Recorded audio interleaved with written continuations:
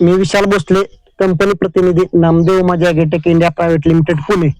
आज आपण नामदेव माझी कंपनीचा संकरित झेंडू स्कारलेट ऑरेंज या प्लॉटवरती आलेलो आहे. शेतकरी सुनील गायकवाड यांनी या प्लॉट लागवड केलेली आहे, तर त्यांच्याविषयी आपण थोडस जाणून घेऊया. नमस्कार काका. नमस्कार. आपलं नाव, पत्ता, मोबाईल नंबर सांगा, आपला परिचय द्या जरा काका थोडासा. मी सुनील विनायक गायकवाड, राहणार गायकवाडवाडी. हा प्लॉट कापडगाव हद्दीमध्ये आहे, तालुका फलटण, जिल्हा सातारा.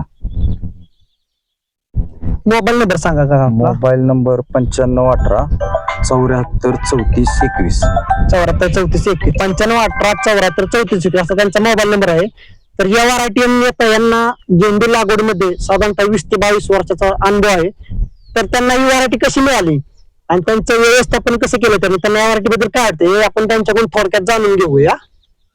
ही व्हरायटी मागून घेतलेली नाही आणि ते असे अकस्मात आल्यासारखे आलेले, आपण मागून किंवा रेकमेंडेशन दिलेलं नव्हतं त्याचं. तर ते सनी रगाडे, श्रीनाथ श्रीनाथ सीडलिंग नर्सरी वाठार त्यांच्याकडून आलेले.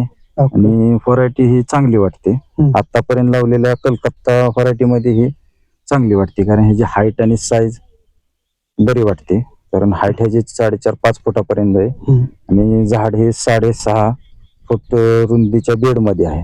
ओके. त्याच्यातले साईज त्याची 4.5 ते 5 फुटापर्यंत सिंगलच लागण आहे ह्याची. डबल झाड नाही लावलेलं. ओके. एका झाडाला कमी जास्त 100 ते 125 कळी आहे आता. ओके. ओके. आतापर्यंत एक 50व्या दिवशी पहिला तोडा झालेला आहे त्याचा आणि आतापर्यंत 6 तोडे झालेले आहेत. ओके. आज मी त्याला 80 दिवसाचा प्लॉट झालेला आहे.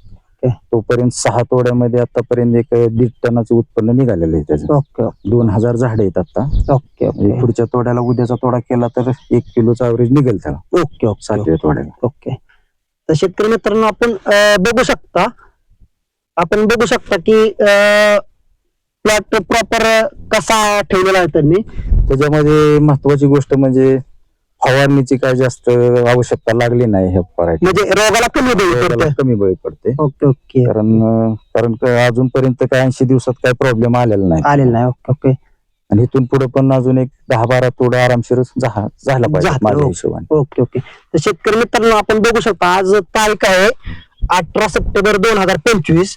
माझी हाईट आहे जवळपास 6 फुटापर्यंत आणि झाडाची हाईट जवळपास 4.5 फुटापर्यंत झालेली आहे.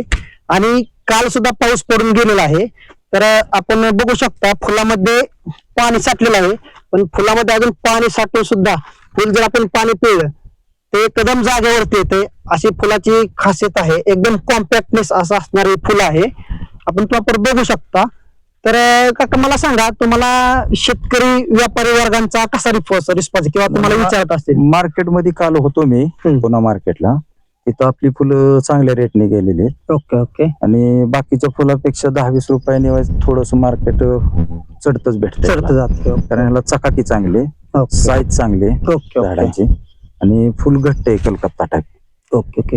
तर शेतकरी मित्र आपण बघू शकता, कालपर्यंत त्यांचे तोडे एवढे झाले सुद्धा आता झाडावरती त्यांच्या म्हणण्याप्रमाणे 100च्या आसपास कळी आहे त्याला जवळपास, आणि कुठेही प्रॉपर खराब झालेलं नाही प्लॉट. शेतकऱ्यांचं मॅनेजमेंट सुद्धा व्यवस्थित आहे, आपण बघू शकता.